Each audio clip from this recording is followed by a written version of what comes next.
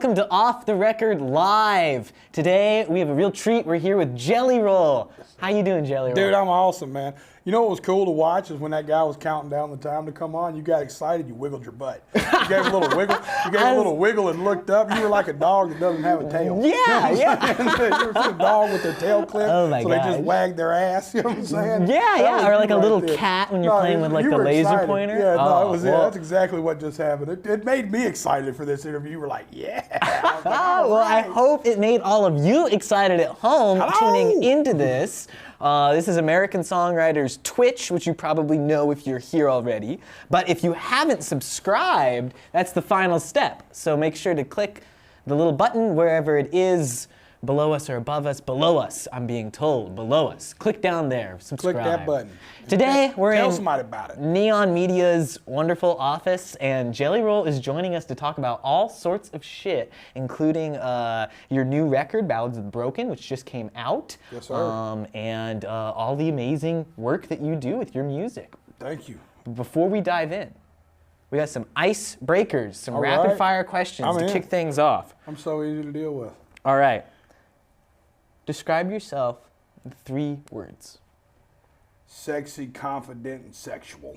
Yeah, all right, yeah. I'm not just sexy, I'm sexual too. Yes, and you know that all 3 of those things are true because it's what he said. It takes those qualities to say that. I feel it, yeah. I feel Oh it. my I'm being gosh. facetious. But yeah, that'll work. I'll take it. What's your morning routine? I don't have one. Sometimes I smoke a doobie when I wake up. Sometimes I don't. I don't believe in routines, man, or anything like that. Stuff is for the birds, man. It's not my thing. I love when people are like, I found success in my routine. I was like, what? Sounds like prison to me, man. The only time I ever had a routine was in jail. I'm afraid of anything. I don't set alarms. I'm like, let's just go, man. I just want to wing it, man. So my morning routine, I try to make sure I brush my teeth. Sometimes I forget, and that's all right, too. Hey, hell yeah. Texting or calling? Neither. Neither. Yeah, sit down. Come see me. Yeah, I'm real old school, man. Come on by the house. Yeah. Do you like the no, like just the show up kind of? Yeah, arrival? no, I have a knock on the thing. door, hey, You knock on there. my door, it shows me we don't know each other. Oh, It's so like the you epitome open of up. like, yeah, just come on in, man. If I'm there, at certain time, the door will be locked, and if you get through it, I'll shoot you. But but the normal, if I'm there, and you know I'm there, I'm normally just kind of waiting on somebody to slide through the door. Yeah, right on. Do you use emojis? Oh yeah, big emoji. What's your most used one? The sideways crying laughing face. Oh yeah, It's not the so straight funny one, and it's the you're one that's a rolling. little sideways. Yeah, that's it. My wife turned me on to that one. I thought it was cool. You know, that one came later after the first crying laughing yep. one. It was kind of like the update, the alternate version. And I thought it was awesome. Oh wow. Well, now I'm wondering what your like second and third, like what are your other top emojis? Well, I used the middle finger one for a long time. Oh, that's pretty good. That's always a good one. And the angry face one. Oh yeah, that's also a really good one. Wow. That's my funny one though. I never mean it actually being angry. Yeah, I feel that. Yeah, you don't want to express the real anger with just the emoji. It's not enough. Yeah. Do you drink coffee? It's very How much of it do you accurate, drink? actually. No, I'm not a coffee guy neither, man. Yeah, I'm a cocaine over coffee kind of guy. Hey. So you know what I mean? If I want to be stimulated, let's go for it. You know what I mean? I don't. If you can't tell by my obesity, I don't half-ass anything. I'm all in on everything I do. So Hell yeah. I'm not a coffee guy. All right, you go into a deli. What is your sandwich order? Well, it depends. First of all, let's argue about the greatest sandwiches to ever exist. As far as chain restaurants go, Jersey Mike's undefeated. I'm talking chain restaurant, not like independent deli. And I'm for sure getting the Chipotle chicken with no onions, but I'm adding a little bit of jalapenos in there sometimes. And you know, that's if I'm going to Jersey Mike's, that's my go-to. If not, any kind of a turkey club. Oh yeah, that's good. And I agree with the Jersey Mike's. It's hard to beat. It's hard to beat, dude. They've just got to figure it out. They really do. Oh my gosh, wow. What was your first concert? Dude, so my first concert I ever went to was Gwen Stefani and No Doubt. No at way! Starwood Amphitheater with my sister when I was like 12. And the second concert I went to was shortly thereafter at Starwood Amphitheater. It was Lollapalooza 1997. Snoop Dogg was on there, Prodigy was on there. It was a huge bill. I'll never forget. You know what? That was the beginning of what made me turn into the musician I am. Yeah. Because I remember watching Snoop Dogg come on that stage, right? And I remember this is crazy. I remember he lit up a joint, which was so crazy back in the 90s. And he was like, they want to arrest me. And he was smoking weed on stage and he was doing the Snoop Dogg thing. And then right after him came on Prodigy. Breathe the pressure. And I was like, I wonder what music would sound like if it lived between the two. And I was like 13 or something. You know what I mean? 12. And I was just like, I wonder if that would like, how would, because it worked. I mean, this is in the 90s. That mesh of music worked together. So I was like, I'll never forget just thinking how fucking wild that was. That I watched it go from Snoop Dogg to Prodigy. And what's even crazier was, I don't remember who headlined it. I don't know if it was like Tool or it was some other rock band that wasn't as heavy as Prodigy, but was dope. And it was just crazy. I just sat there the whole day mesmerized. You know what I mean? Yeah. At the different kind of genres that were playing at that festival. So it was just, I'll never forget. And it rained, so we slid the mudslide down at Starwood, dude. It was great. Oh. My dad came to pick us up. We dropped me and my friends off. We were all muddy, and he wasn't even mad. Like, he just knew it was going to happen. Even though when we got out of the car, he was like, don't go sliding in the mud. We were like, no, we won't. And just went right into the fucking mud. Yeah. It was like, I'll never forget, just that was like a changing experience for me.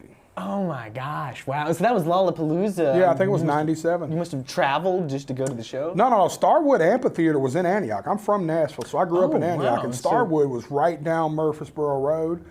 And it was right there, right before you got to Laverne. So if you took all the way through the ass backwoods of Antioch to the last strip of Antioch left before Laverne was Starwood Amphitheater. Wow, and right there. Oh my gosh, that is great. Wow. That was You know, they haven't shut that building down yet, and I was talking to somebody the other day, and we were talking about the First Bank Amphitheater and Ascend, because we'll probably play one of those the next time I play. And I was like, I'd give anything to have one more show at Starwood. Oh, like if I could be the one last show at Starwood, like, anyone, oh my God, I yeah. grew up right. I mean, I went to so many Starwood concerts.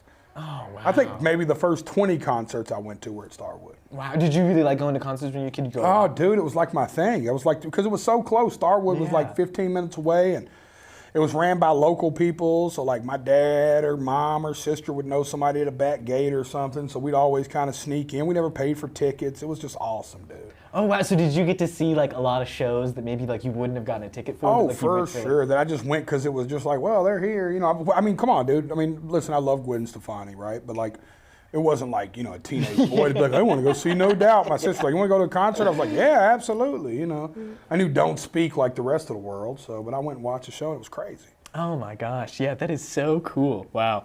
Well, back to our rapid fire questions. Here's a good one. Cats or dogs? Dogs, but I got a cat too. I got a hairless cat. Oh, you got a hairless Yeah, cat? he's so cool, man. His name's Studio Cat. Studio cat. Yeah, we call him Stu. Ah, Yeah, Stu. he's the dude, man. He looks like a ball sack. Yeah, he does. He feels like one too, man. Yep. All right, Yeah, all right. he's weird feeling, but he's fun. He's good. He's so ugly, he's cute. He's kind of like me. Yeah. That's epic. What are your dogs like? Oh, dude, I got a Frenchie that's deaf. We call his name's Villain, but he can't hear shit.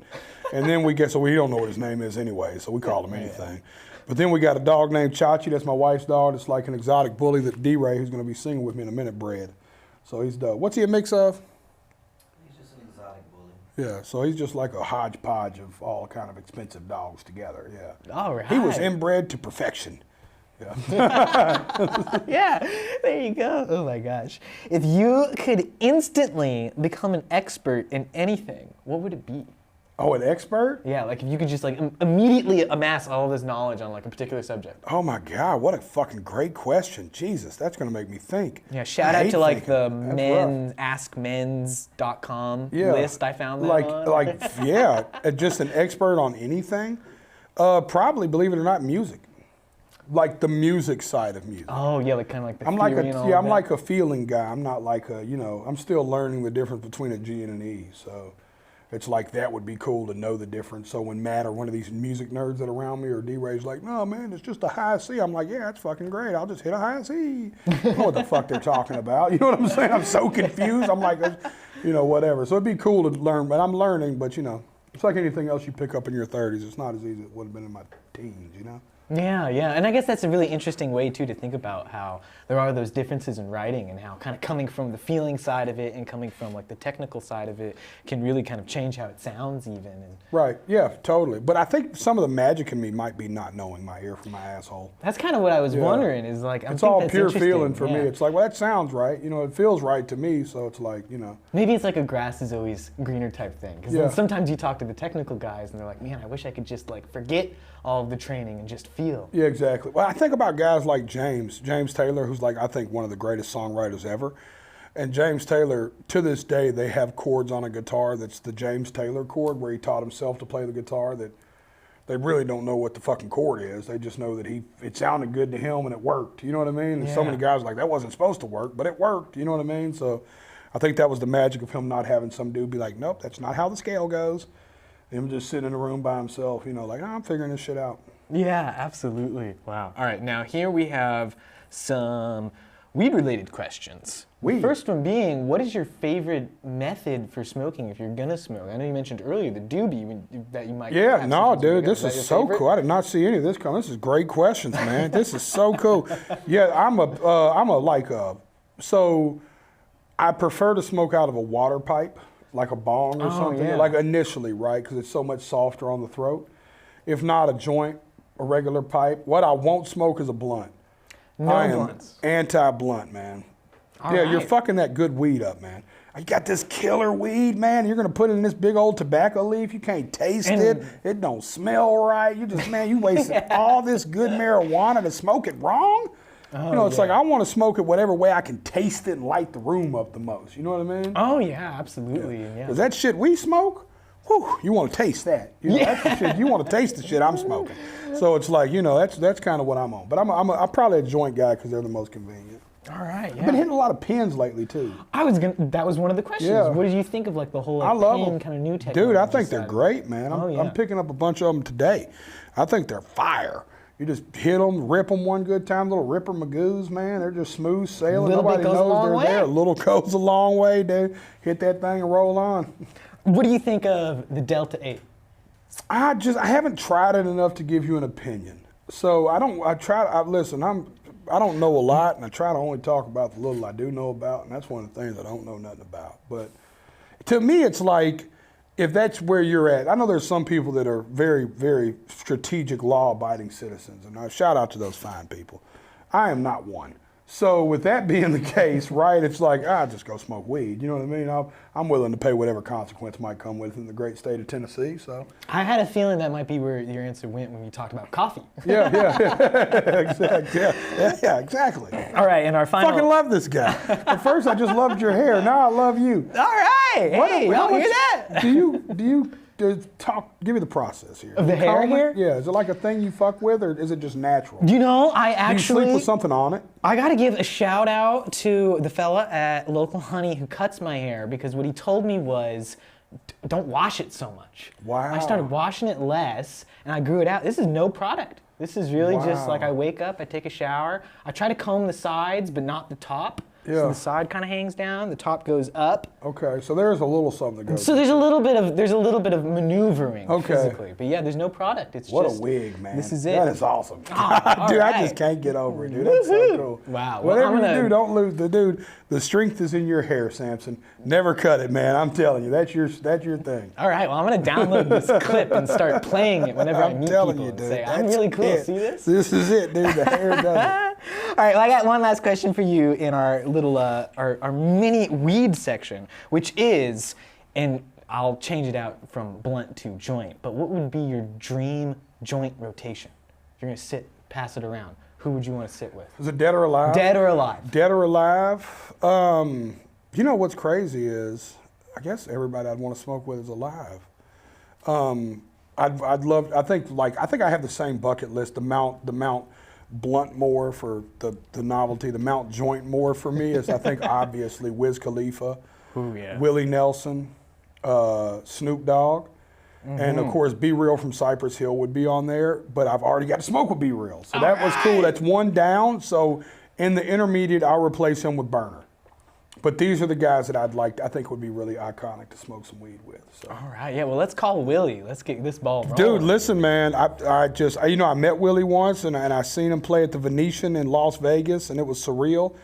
And I just remember the whole time thinking the only thing cooler than meeting Willie Nelson would be smoking a joint with Willie Nelson. Wow, you know? That's awesome. Man, I would pay like $100 just to see the photos. Yeah. And it's like, for me, Cheech and Chong is on everybody else's list, but they're not really on my list. You know, I loved the movie, so don't take it wrong, but it's like, to me, it was like a movie that was about the culture, where it's like, I've watched Willie live the weed culture. Oh, yeah. For, you know, as long as I've been alive, I've watched him do it, right? So I think Wiz Khalifa embodies the weed culture, like in a permanent way, not like a movie clip. Like, these dudes are about that weed life, you know, and I think that's awesome. Oh yeah, or even like your story about Snoop Dogg. I mean, you saw him light that joint on stage. That's a historic thing there. Dude, this is in the '90s. Yeah. Like, you know, I light joints on stage all the time now, but it's like, you know, whatever. It's like, you know, this was like, he really could have went to jail for that. That was like a felony back then, you know, and I thought that was super cool. Yeah, wow.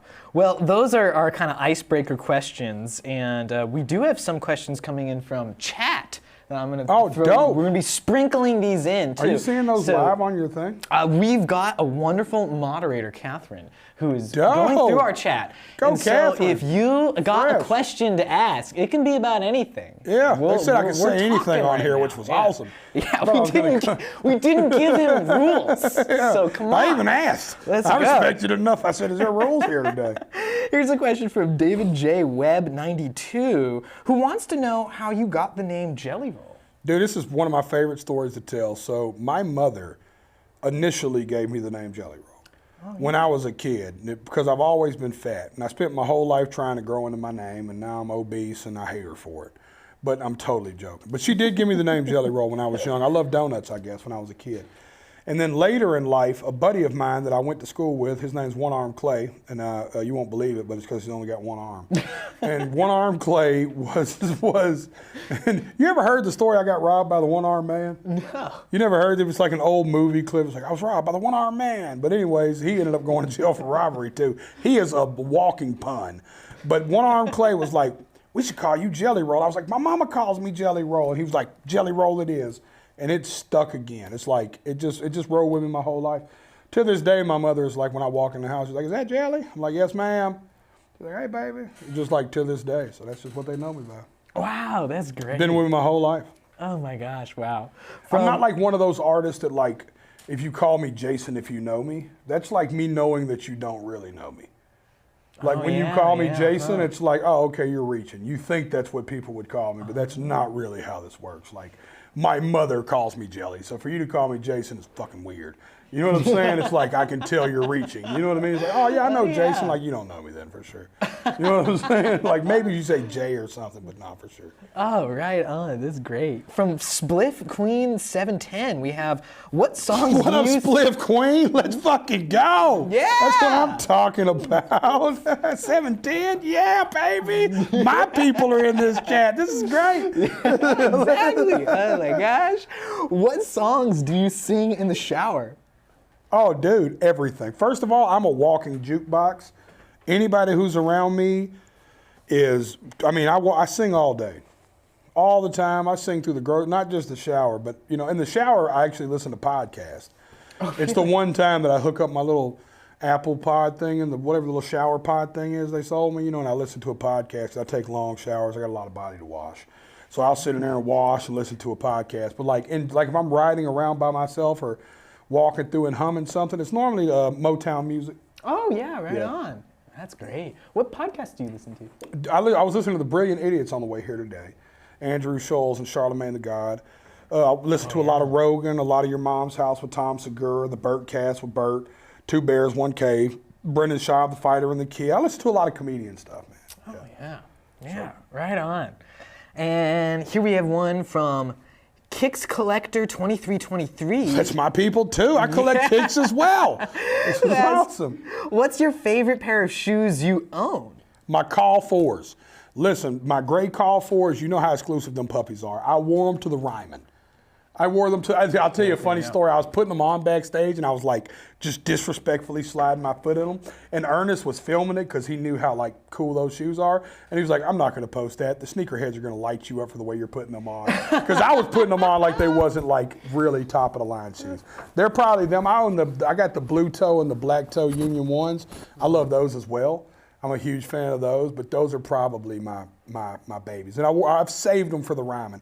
I got another pair that I'm looking to buy that I might break out for the Opry, but yeah, that's what I'm at now. So if I get my hands on these other shoes, it's going to be next level. I won't even say them because I don't want to jinx it, but yeah. That's great. Wow.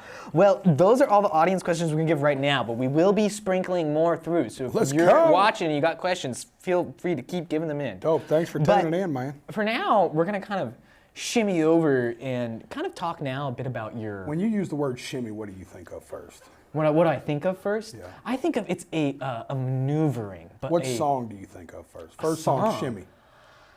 Oh, you know, in my head, it's like just an unplaceable, like kind of like piano shuffle, kind of like Little Richard. This is how much of a jukebox sound. First song that comes to mind, shimmy, shimmy, Cocoa Puff, pass it to me now, right, Nelly? Or shimmy down my chimney tonight, Santa baby, da-da-da, see? That's why I'm on American Songwriter, y'all. Yeah. You get it? All right, so if you're watching at home and you've got a really fun word, send it in, and we'll see what kind of songs we can get. I associate words with songs. It's the thing. It's like as soon as you said shimmy, I just two shimmy songs right in the head. Yeah? That's great. I never would have thought of Santa Baby. Yeah, right? I thought about it because my wife covered it last year and did like a super sexual version of it, but it was awesome. Oh my gosh. Well, I want to talk a bit about your background and kind of like just your upbringing and kind of how Jelly Roll became Jelly Roll. Oh, yeah. And I want to start by talking about like really your earliest days of being a fan of music, which obviously you are a deep fan of music. Oh, yeah. What are like seriously like earliest memories of music, earliest memories of being like, that's something that maybe I would want to do? I know you were a poet when you were a child. Oh, yeah, too. yeah. I wrote a bunch of poetry. My earliest memories of like actually like really hearing music was my mother listening to like old Motown music and old like actually like she listened to a lot of like real oldies too, like Run Around Sue, Backfield in Motion, you know, shit like that. And I just remember hearing those songs. And then as I got a little older into like my like 9, 10, 11 years old, my brothers and them were heavy in the hip. So this was what's so cool about, and the way my music comes out as well. My sister was a rock person, like heavy into like Sublime, everything from Sublime to Pantera to Metallica to Offspring, like that whole, you know, she was into all that, right? And my brothers were heavy into hip hop. Like they were super into like, you know, like Too Short and like Tupac and like, you know, like real old school rap music, you know? So it's like, I would listen, I'd get in my brother's car and we'd be just blaring Too Short, you know what I mean? And then I'd get in my sister's car and it'd be nothing but like Offspring or just something fucking heavy. And her boyfriend, who she's still with to today, my brother-in-law was like a super metal guy, you know? And then I'd go home and mom would be listening to like, you know, like oldies or like Bette Midler or shit like that, you know? And it's like, I'd get in the car with Pops and Pops would listen to maybe a little old country or like jazz or something real kind of mellow listening or sports radio, which I think is by fault how I got into podcasts, listen to podcasts later. So I think I'm just an accumulation of all the things I ingested as a child and that's how they come out of me. Yeah, wow. Well, there's one particular, I was like watching an interview that you did a few months ago and you were talking about like your early days of like, of being a hip hop fan and kind of thinking about that's something that you could do. And you mentioned a record that I went and looked up and like really loved listening to, which is Rude Awakening. Oh yeah, you checked that out? Yeah, I checked it out. That is so awesome. And it's so cool. And like, there's not a lot online about it. I was wondering, like, what's kind of like the story behind that record? You So Chris Taylor is like an uncle or a cousin on the other side of my family. And my brother got in the car one day, and I've always been a like, if I can see somebody do it, then it's like real to me. So it's like, he was like, yo, you got to hear this, man. This is like one of our family members. And my brother Scott, he plays in. And I'll never forget. If you can hear me, help me, I'm falling down. And will my feet ever touch the ground? Why do I keep on falling down? And when he said, in the verse when he's rapping, he said, 37211, the area code of my hometown down in Southside. I was like, The 37211 zip code of my that's the zip code of my hometown down inside. And I was like, that's my zip code. That's my zip code too. And I'll never forget like how real that was. Dude, I'm like 10, right? And I'm like, it just registered to me in such a real way. You know what I mean? So it's like I just instantly got it. So to know there was a local guy that did that, it just like hung all over me. You know what I mean? And he ended up being family. His name's Chris Taylor, man. T-Sean. It's my family. I talk to him all the time. Oh, right on. It's great. Yeah, I love the sound. It's got like such a cool like G-funk kind of thing going on. Oh yeah, it was that era. You know what I mean? It was that 90s Eazy-E, Ruthless Records kind of era. It was that real G-funk kind of West Coast driven stuff, man. It was so dope. Oh yeah. Wow. That's local so cool. rap molded my rap career for sure. Oh yeah, like, absolutely. huge into like Nashville rap and Tennessee rap. What were some other artists or like people who were part of that? Well, later it was like Haystack. He was a white guy that was from Lebanon, Tennessee, that was like real heavy into like street culture, white boy rap, and that just mesmerized me. 3-6 Mafia, of course, out of Memphis, Tennessee. 8 Ball and MJG. I just remember listening to 8 Ball, and it was like this super fat dude that did nothing but rap about women and like pulling hoes and stuff, and I was like, I want to be that dude. Like, if he can do it, I can do it too, right? So I just remember like walking around with the confidence of 8 Ball. And all the music videos, his fat ass would be in a Cadillac with like 4 girls, and I'd be like, I want to be in a Cadillac with 4 women too. You know what I'm saying? Like, I just remember like that being a cultural moment for me of like, I want to do that. Cool Daddy Fresh, Quanti Cash, Pistol, you know, all the original Nashville guys, man. CWB, The Burners. I mean, I grew up on all that shit, man. Oh, yeah. It was all what it was like, to me it was real, because it was like, if these dudes are doing it, why can't I? You know what I mean? Yeah, and so what was it like when you did start doing it, kind of in the early days? Like, were you like, you met someone who helped you start recording, or like, how was that like? So there was a group in my neighborhood called Top Dollar. Sorry, I touched the microphone right there. Hello. But there was a group in my neighborhood called Top Dollar, and we had found a studio in Antioch called the Switch Yard. And for $25 an hour, he would record you. And we didn't know mixing or nothing back then, so we'd show up with our CD with a beat on it. He'd pull the beat off, we'd rap, he'd print it just as like, he did like little level changes, and we'd go print up, go home, put it in our LimeWire, print up, get 6 songs collected, put them on a CD, and then go to high school and pass them out. Yeah, wow. And so at that point, I know that things started kind of taking off, and I also heard a story about how you won $1,000 in a rap contest. Was that kind of, I'd love to hear that story if you feel like telling it. Oh, and I'm dude. also kind of wondering, like, was that like around the time that you started being like, oh, like I can really, really like actually kind of do this? No, well, for me, it was like instant. Like, as soon as I went to Cameron Middle School, and I'll never forget that I walked in one day, first day of school at Cameron Middle School, maybe 6th grade or something, 7th grade, first day, and I walk in, and there's a bunch of kids over there beating on the table, rapping outside the lunchroom before the first period class. And they were freestyling. And I remember walking by, and I came home that day on the bus, and I took my brother Scott to the side, and I was like, yo, I think I can do that. He was like, all right, do it. So I stood up in the mirror all night that night, looking at myself in the mirror, practicing freestyling, right? Like, just like, yo, I'm standing here staring at the mirror, you know, whatever. So I was like, all right, I'm ready. And I went in the next day, and they were all beaten, and maybe it's a fact I don't have to point out, but this world's so different now than it was then. I was the only white guy there.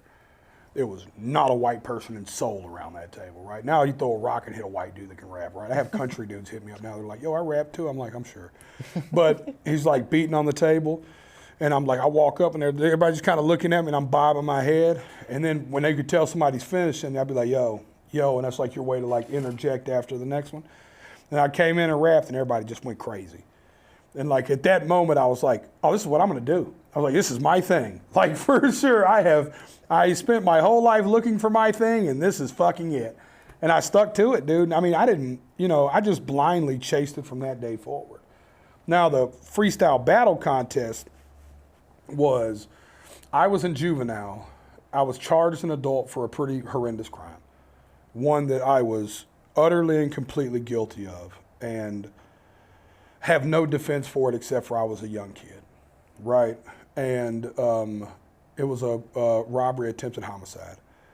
And I was in juvenile, and I was like 16 years old, and I'd been in and out of juvenile since I was like 14. And I knew they were gonna charge me as an adult. I knew this. Like, I knew there was no way I was gonna get around it. And I felt like my life was completely over. And they end up charging me as an adult, and they ship me over to the adult jail, because when you go across the river from where Juvenile Hall is, next to the Titan Stadium still, you go over the street to where CJC used to be on 2nd Avenue. And I'm sitting up there, and I walk in the first night, and everybody who was a juvenile with me that had been charged as an adult is over there. I've been a juvenile maybe 16 months. So I knew all these guys. Like, oh, Jelly's here. I'm like, what's up, y'all? And they're like giving me a warm reception. They're like, yo, we get commissary here. They're telling me like the difference between juvenile and adult jail. I'm still 17. I'm in there with a bunch of 17-year-olds. My dude goes, we get radios in here. I was like, for real? He was like, yeah, I pick up the phone. I'll call my dad. He's like, look, the bad news is you've been charged as an adult. The good news is you get a bond. I'm going to come make it. I was like, fresh. He was like, but I'll be there tomorrow. I was like, cool. He was like, look, man, it's your only night here. Just take my radio, right? And I'm listening to the radio, and it's like, freestyle, Sunday night, outer limits. You know, them old radio commercials where they did the big echoes and shit. I'll never forget it. $1,000 cash prize every Sunday, $50 to enter, da-da-da-da-da. And I was like, I'm going to go win that. It was like Friday. And I was like, I'm going to go win that money Sunday, for sure.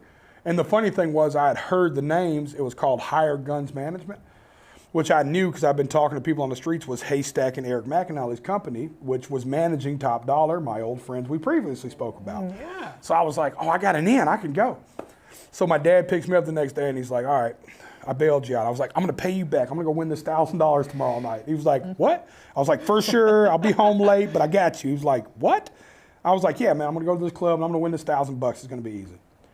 And sure enough, I called my dude. I didn't have $50, by the way, of course. So I called my dude, Bobby from Top Dollar, and I go, yo, call your manager, get me in, and front me $50, and I'll give you your $50 back.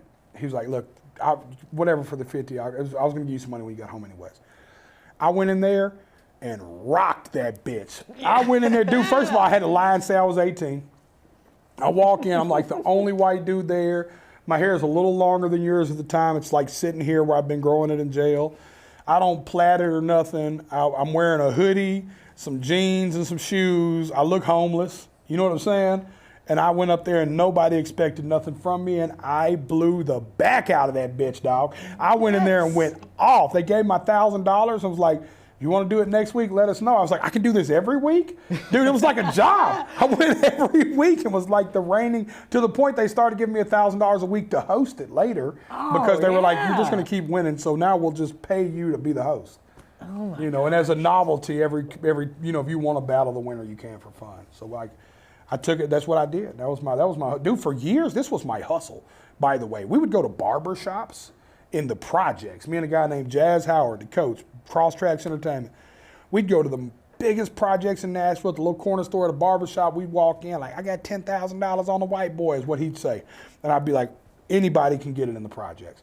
They'd all put their money up. They'd go get whoever they had. They'd bring them over. I'd bust his ass, take the $10,000. Of course, back then I didn't realize how splits work. So they'd give me a little money, a couple grand or something. I'd be ecstatic. I'd be like, fuck yeah, see you tomorrow. Let's do it again. And every week we'd go do it. And we started traveling other cities and doing it. Oh my gosh, yeah, wow. Well, that's a really kind of good segue into, I wanted to talk about like two things that really kind of stand out to me in everything that you've talked about with your career. And those elements are your community and like your ability to like network and use those around you to help yourself and help them.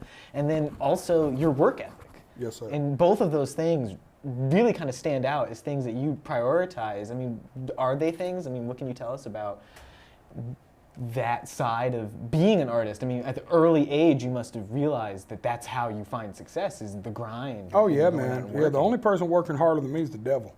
And I'm gonna tell you, man, I have a firm policy, right? This isn't a job for me. This is a lifestyle. I don't turn it on and turn it off.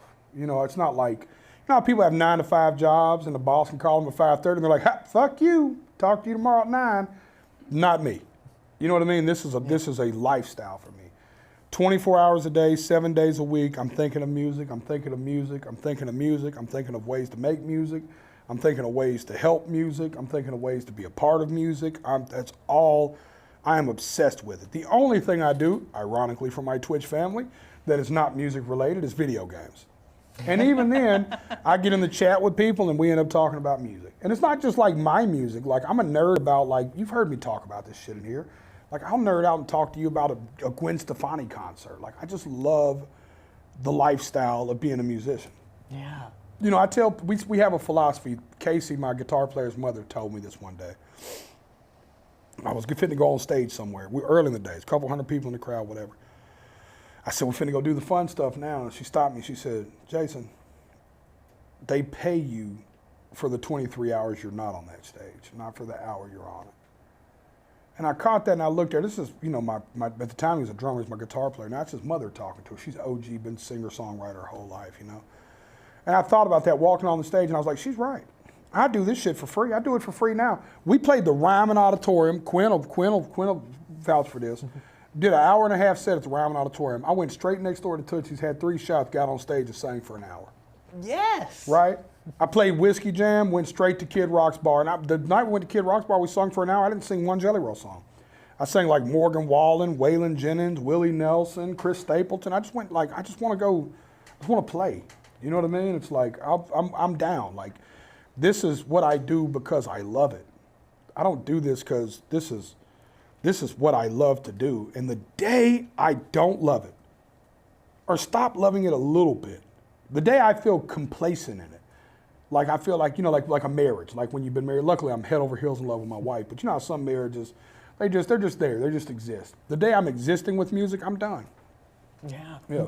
That passion, I feel like it really comes across. I mean, Oh, dude, I love this. It's palpable. When you listen to it, you can really feel everything you just said behind all the songs. Can you think of a song that you felt like was written for you?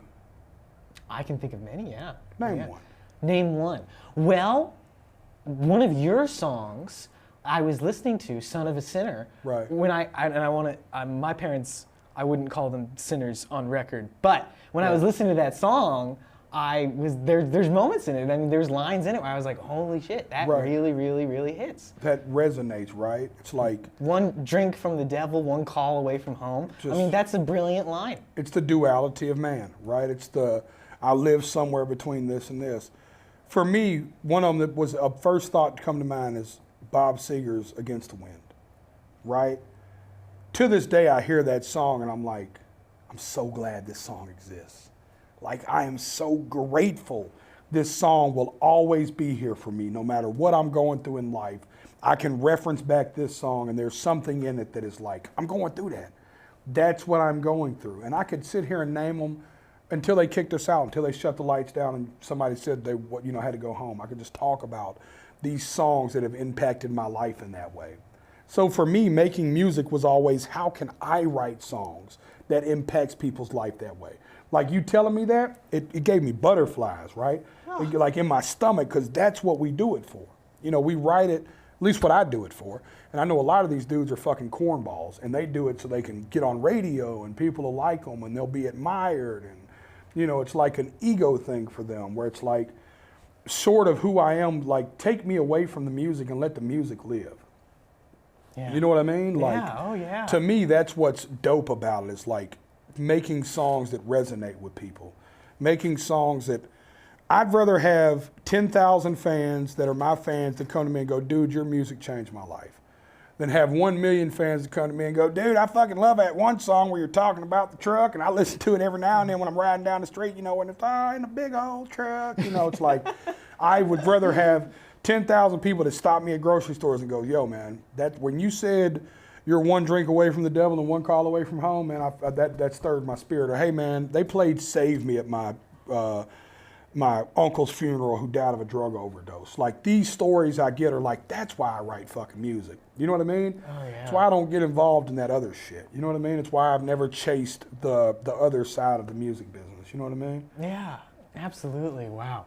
Well, we are going to go to a quick ad break here, but we're going to be back with some music from Jelly Roll and then more questions. And so if you're watching at home and you got a question, feel free to keep putting them down in the chat. We're collecting them. I can see them accumulating here. And so we're going to be asking them. Stay tuned. More good stuff to come.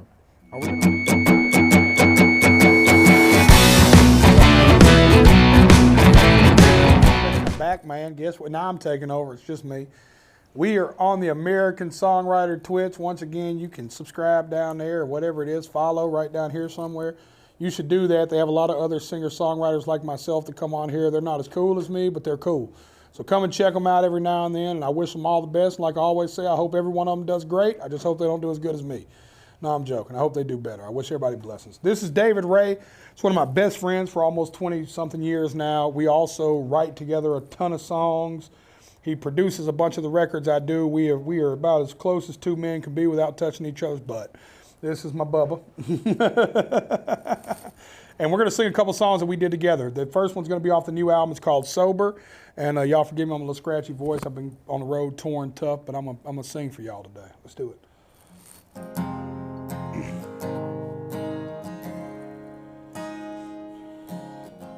I woke up this morning a little hungover. It hits different since I got older. I still got this old chip on my shoulder. The stubborn side of me'll never get sober. I try to numb my pain, but the bullshit never works. I run from shame, I'll do anything to heal the hurt. Ooh, I fucked up again, hide behind my sins. I found everything but closure. I learned to swallow pride behind these hollow eyes. I don't see change getting closer. I'll never get sober.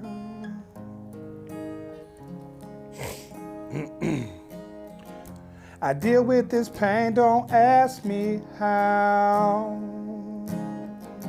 I just hide behind a mask of smiles. When I'm down and drunk and bound, I get as high as I can be. I don't like the person that's inside of me. I try to numb my pain, but the bullshit never works. I run from shame, I'll do anything to heal the hurt. Ooh, I fucked up again. I hide behind my sins. I found everything but closure. I learned to swallow pride behind these hollow eyes. I don't see change getting closer. I need to get sober.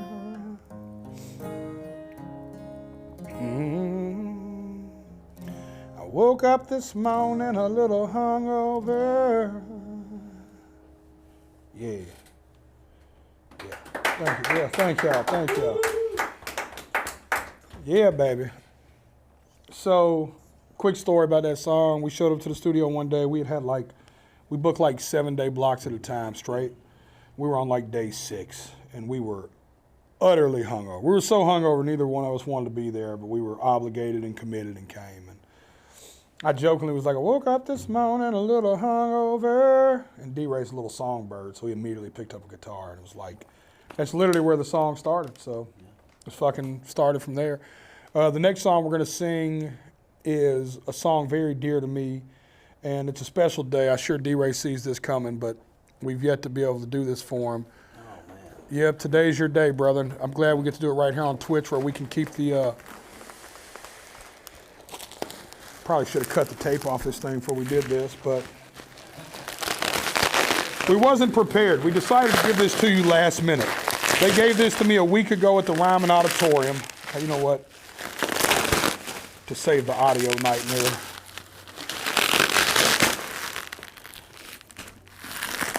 Oh, I feel like we're popping bubble wrap in front of the world.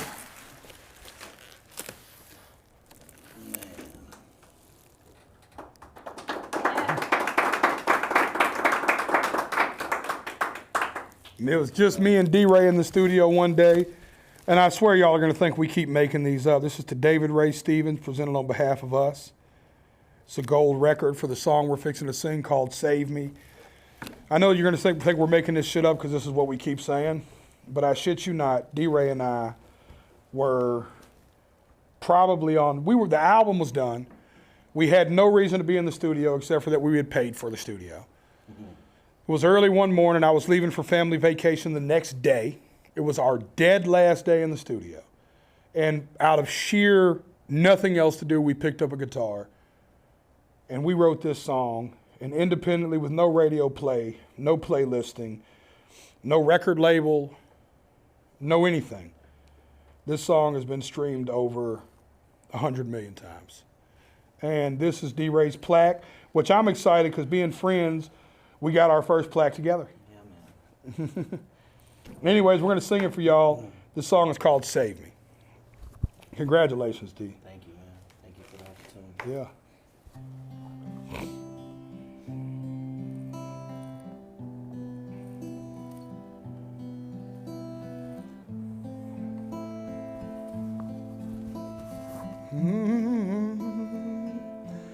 Somebody save me from myself. I spent so long living in hell. They say my lifestyle is bad for my health. It's the only thing that seems to help.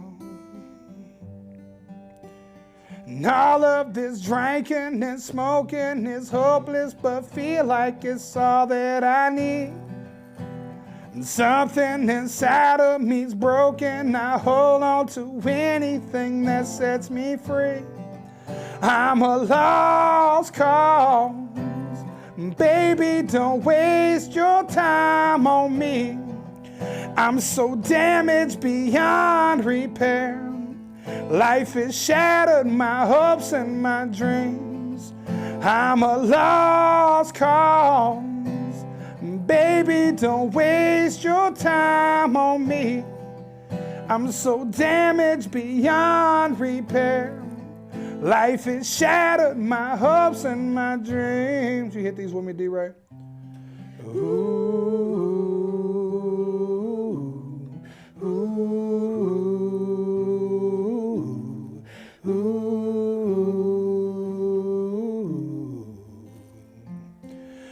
What if the night sky was missing the moon and there were no shooting stars to use wishing on you?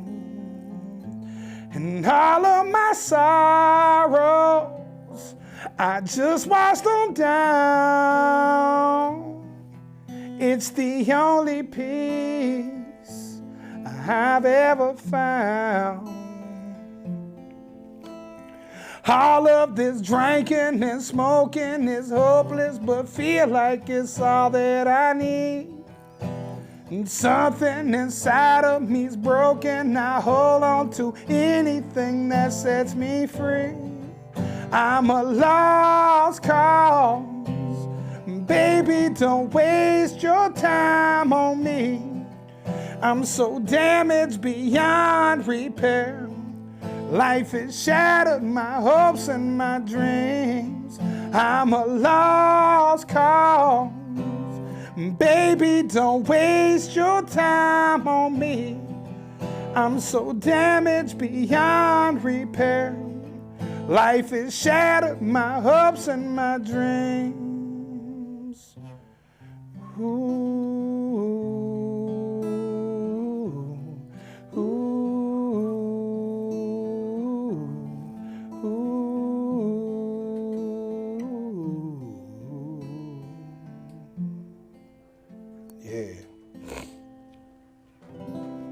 Yeah, baby.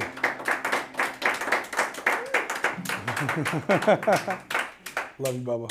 Thank you, man. Thank you for being a part of this record. Man, thanks for that. And I am excited. I'm going to post this clip, by the way, for sure. But I am excited, D-Ray, that we are going to fill the walls up with these together, brother. Me too.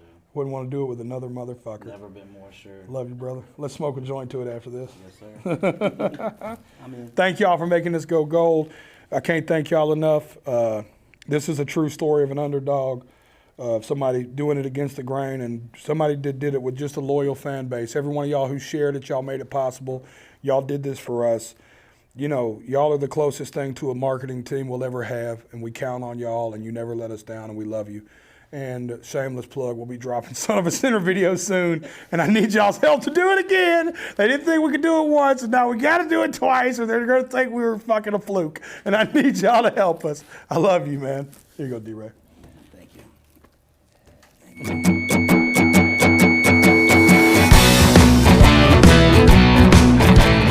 Hello and welcome back to Off the Record Live. We just saw an amazing performance with Jelly Roll. That was awesome. Thank you, dude. It was awesome. During that performance, we hit 400 subscribers. Let's go. Twitch. Woo! Let's go.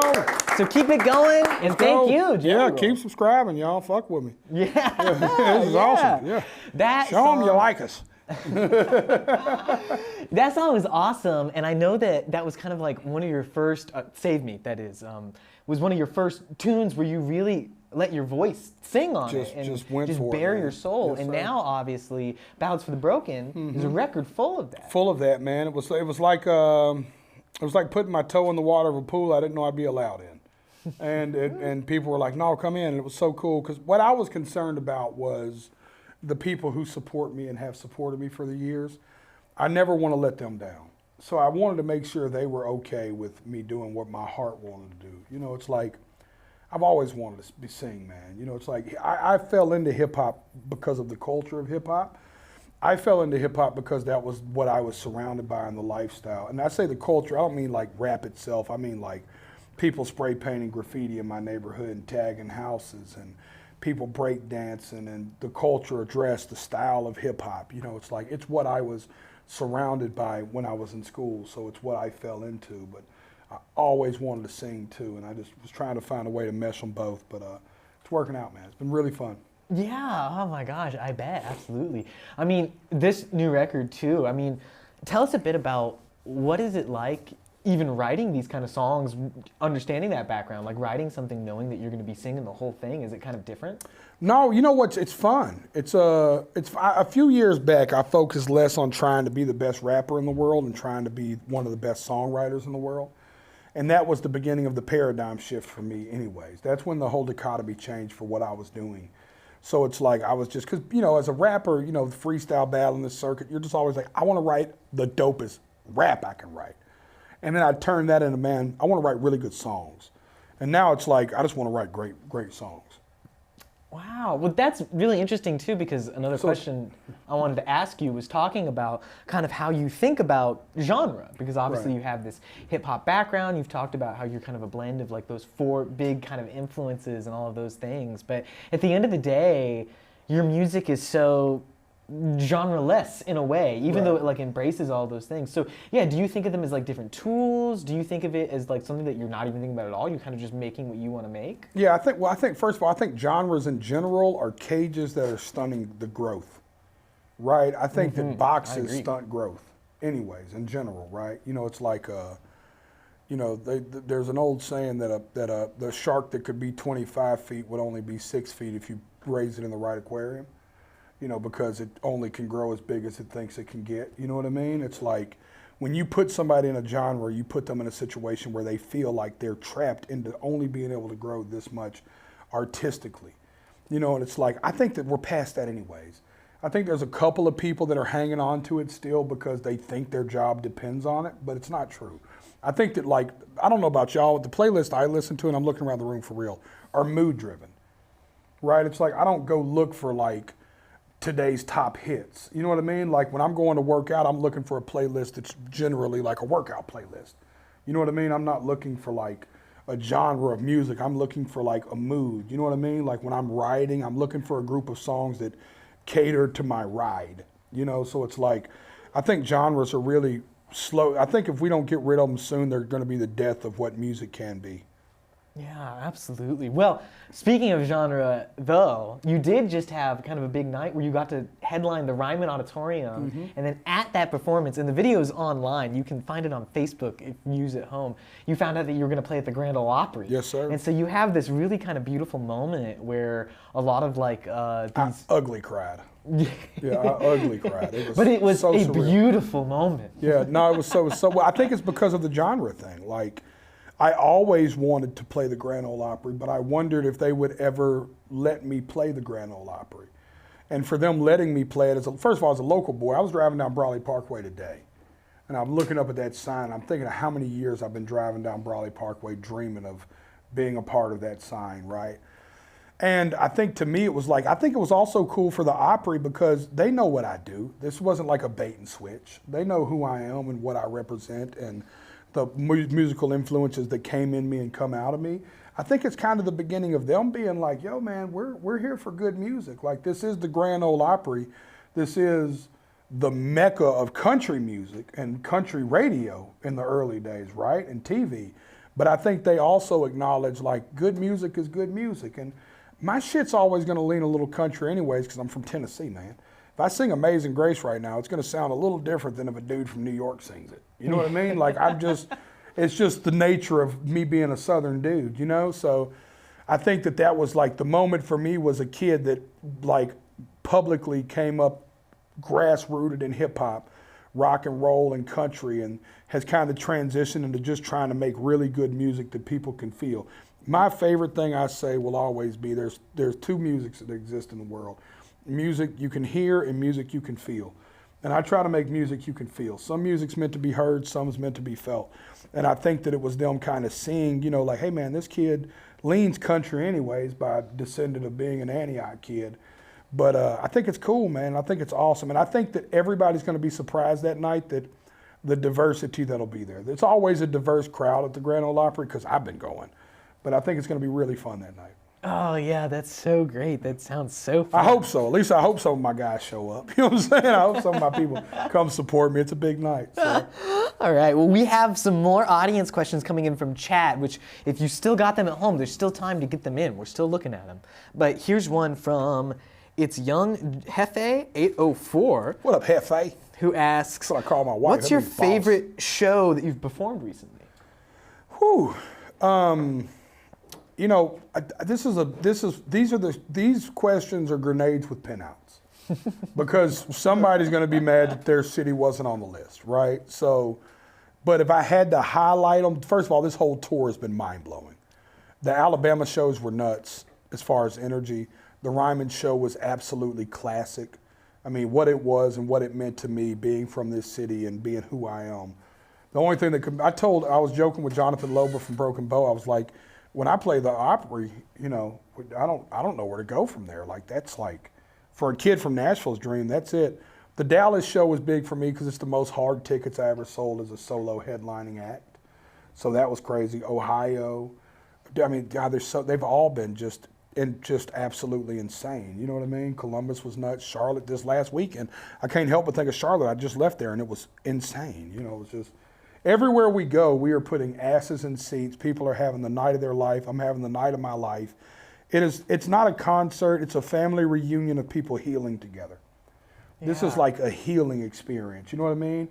You know, it's such a unique thing, man. It just means so much to connect in that way with people. So they have all been special, you know. Oh yeah, absolutely. I can only imagine, especially the kind of music that you make, and even like we were talking about earlier with, you'd rather have the 10,000 fans who say that song changed my life. I mean, I feel like that's got to make those moments feel just absolutely magical. That's the goal, man. Wow. Well, from Marine Unicorn 42, how did you meet your wife? Oh, this is awesome. So I was a male dancer at a strip club in Vegas. And it was called Chippin' Whales. It was for fat people. It was like a playoff Chippendales, but it was for only big people. And she was in there with a bunch of other chubby chasers. And we got a unique thing in that club where we start naked and by tips, we put clothing on, right? So she was there and, you know, I guess I was the biggest in the room and she was looking for a whale and I was it. You know what I'm saying? No, that's That is amazing. no. Fucking, you had me there. I was in the club. We should open a Chip and Wales together. I'm telling you, it'll work. No, I was in Vegas touring, and she was there with a guy that was an acquaintance of a guy that worked for me, and I just knew something was special right then. But she was in what I knew was a horrible relationship, and of course, whatever. And we doubled back around to Vegas later that year, and heard that guy went to prison, and me and her hit it off immediately, man. And I just, it was just kind of a love story from the moment of inception, Yeah. Wow. It was life changing for me for sure. I mean, I was out doing $200 a night opening act tours. I was sleeping out of the back of a van we called Bertha. It was a 1996 conversion Astro van, the high top one, the Southern Comfort version, and I was literally living in the back of it. I mean, when I was home in Nashville, that's where I was. If I wasn't crashing on a couch or sleeping with some strange woman, that's where I was at. And that's where I was living, and she had her shit together, and she kind of almost took me in like a little pound puppy, you know what I mean? And kind of believed in where I was trying to go, and we kind of went there together. So it's been one of the greatest love stories never told. Wow, that is beautiful, absolutely. From Big Connor, we've got, do you have a favorite album of the ones that you've made? Ballads of the Broken. Yeah, I'm not shitting you, man. Right now, my favorite album is Ballads of the Broken. A Beautiful Disaster and Addiction Kills will always be in my top 5 probably. But this record, man, is just so different. It's so beautifully haunting. It just tells such a real story. It's very vulnerable. It was very from the soul. We put a lot of time and energy into this album, man. I mean, a lot. We started recording on this album in early 2020. Which, before we started taping, you mentioned it's the longest you've ever sat on a single record. Longest I've ever sat on an album. It's the most songs we've ever axed. Like, we have a couple of good songs. Like, I got a song called The Cocaine Song. That's one of my favorite songs I've ever recorded that we won't put out till later this year because it just didn't make sense in this album. This album told such a story, that it was just so important. Even reading the track list to me is like insane. It just tells such a story, Yeah, absolutely. Wow. Well, on a similar note, Quinn K 2021 wants to know, what is your favorite song off the new album? Favorite song on the new album? I'm probably Son of a Sinner. If I had to guess, I'm probably really big on Son of a Sinner right now. Dead Man Walking and Mobile Home. Those are probably my 3 favorites. Son of a Sinner is just such a standout song for me. It's amazing. Just such a beautiful song. And Dead Man Walking to me is just what I need. I needed something a little up-tempo because the music's normally so haunting. And I think that kind of was the mix between the Jelly Roll sound and up-tempo. And Mobile Home is just so true to my mother. That song is the third verse when I said there's a single wide trailer, Mama sitting at the table watching basic cable with a cigarette lit. That's my mother to this day. I tell the story, and it's a true story. I bought my mother a house, and she lived there for a couple of years and was like, look, man, I want to go back and live near my other sibling in this trailer. And I was like, if that's what you want to do, I got to respect it. That's just where she wants to be. It's an old joke that we always say, you can take me out of Antioch, but you can't take Antioch out of me. That's my mother. You know what I'm saying? That's just it, man. It's one of those things. You can take a pig inside the house and groom it, pet it, and love it. You open the back door, it's going to go roll in the fucking mud. You know what I'm saying? That's what it does. And it's like, that's who we are as people. So to me, that song was like so genuine to who my mother is, Yeah, wow. Well, Jelly Roll, that's all the questions we got for you today. Fucking dope! We're at time. This has been fucking dope. Yeah, baby, let's go! Thank you for stopping by and Dude, thank speaking you, with man. us. Thanks to Twitch for hosting us digitally. Thanks for Shout Neon out Media Twitch. for hosting us brick and mortar. Yeah. Thanks to all of you viewers for tuning in and subscribing and asking questions. We do this often. We do it more than just today. You can continue to watch these. There's more that are going to be coming, so please stay around. Please keep commenting with questions and making this the great community of and y'all music blow fans this it one up is. so I get invited back. That's how this works. People engage, people get invited back. It's kind of that simple. So fuck with me. I need you, baby. Yes. Let's go. Blow it I'll come up. back and sing again when I'm not like coming off a 5-day bender, which is exactly what's happening right now. I'll have you come back and sing Okay. again Yeah, anytime. for sure. Let me come in when my voice feels right. I was in here like, man, I am on the struggle bus today. This has been quite a week. And I got to go back out and do 4 shows again tomorrow and 5 next week. Tootsie's birthday bash next Tuesday, by the way. Free show downtown Nashville. Come see me. I'll be there. Yeah, it's gonna be You can dope. meet me too. Let's go. Oh my gosh. Well, your new record, Ballads with Broken, is out now. It's out. You know what? I told you this before it went. I know they're rushing me off here, but I got to tell you this is important. This album is growing its own legs, man. It's always been my goal with music, man, is that, I'm not looking for big first week numbers. I'm looking for second week numbers to be bigger than first. Third week numbers to be bigger than second. Fourth week numbers bigger than, because a lot of artists come out and they blow really big numbers at first because they had a little single and it did good for 12 weeks before the album came out and all that old corny industry cheat the game shit. But they're not building no like longevity in what they're doing. And I think this is the kind of album that every day somebody's hitting me like, dude, this is fucking an insane album. So please, y'all check it out, man. I spilled my soul into it and I look forward to it, man. And enjoy them while we're putting them out, man. We're here for a good time, not a long time, baby. So you know what I'm saying? Get them, baby. I promise y'all, when I walk away and quit doing this shit, I'm not gonna do a old retirement tour 10 times, man. When I'm done, it's over, dog. I'll be like the dude. You ever seen Good Will Hunting? I haven't. What the fuck is wrong with this I'm guy? sorry, How everyone. did you not see Good Will Hunting? I just got busted. Oh my! You gotta go watch that. It is worth it. First of all, one of the greatest monologues in fucking history of film is in that movie. Does anybody else know what I'm talking about when Robin Williams talks? You would love this. I just know you're dude. I swear, you're gonna watch it. I'm gonna give you my number. Text me. Okay, Please I'm take in. the 2 Yes. hours. Because when the monologue happens, I'm not even gonna tell you the part that happens. You're just gonna text me right then and be like, "Fucking wow!" Like, look, I got goosebumps talking about this monologue. All right, But my so subscribe, because next time we live stream, I'll let all of you at home know what I thought. We're gonna come back and do a whole Twitch about fucking Good Will Hunting. But there's this point in the movie, and I don't want to blow the movie now, where the guy, his best friend Ben Affleck, comes see him and says, "I look forward to the day you're not here no more." You know what I mean? And it's like, for me, that's how it was leaving the streets, getting into music, and that best friend for me was Rail. He was like, "Dude, you're so much bigger than where we are in life. Like, I look forward to the day I come to your house in Antioch and you're just fucking not there and you don't say goodbye or nothing." And I took that approach leaving the streets, and when I leave the music business, I'm gonna do it the same way. Y'all are just gonna show up to the house one day and I'm gonna be fucking gone. You know what I'm saying? No goodbye or nothing, dude. So we're gonna keep putting them out. Enjoy it, baby. We love you. Thank you, Twitch. Yes, yeah, thank you all so much. I'm Joe Vito from American Songwriter. We're signing off. Thank you. Count 'em.